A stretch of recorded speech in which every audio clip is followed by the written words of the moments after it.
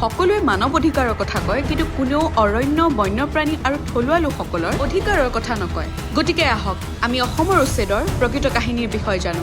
এয়া কেৱল সামান্য ভূমি আৰু কেইটামান ঘৰৰ কথা নহয়। এয়া হ'ল ৩.৩৫ লাখ হেক্টৰতকৈও অধিক সংৰক্ষিত বনাঞ্চলৰ অবৈধ বেদখলৰ কাহিনী। বৃহৎ তামোলৰ বাগিচা, সম্পূৰ্ণ গাঁও, শাৰী শাৰী ঘৰ, এই সকলোবোৰ গঢ়ি তুলিছিল বিশেষ সম্প্ৰদায়ৰ সন্দেহযুক্ত নাগৰিকে এই বনভূমিসমূহত।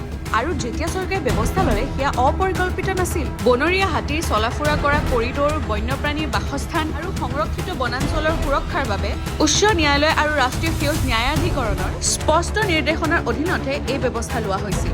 এতিয়ালৈকে 10,900 হেক্টৰতকৈ অধিক বনাঞ্চল মুক্ত কৰা হৈছে, যি ভূমি কেতিয়াও বসতিৰ বাবে নাছিল।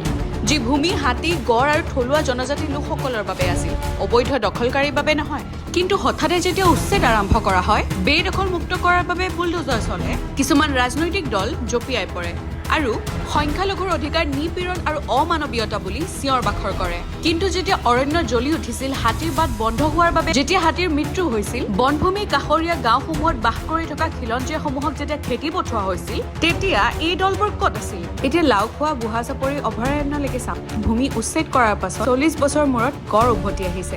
এই বন্যপ্ৰাণীসমূহে ওৰাঙৰ পৰা বেদখলমুক্ত ভূমিয়েদি গৈ আকৌ কাজিৰঙা অঞ্চলত সংযোগ স্থাপন কৰিবলৈ সক্ষম হৈছে। প্ৰকৃতিৰ বাবে যেতিয়া উচ্ছেদ কৰা হয়, তেতিয়া এনেকুৱাই দেখা যায়। ৰাজনীতিৰ বাবে নহয়, অৰণ্যসমূহ সুস্থ হৈ উঠিছে আৰু জীৱ-জন্তুসমূহ আকৌ ঘূৰি আহিছে। কাৰণ অবৈধ বেদখলে প্ৰকৃত অপৰাধ আছিল, চৰকাৰী পদক্ষেপ নহয়। গতিকে নিজক সোধক, এয়া নিষ্ঠুৰতা নেকি?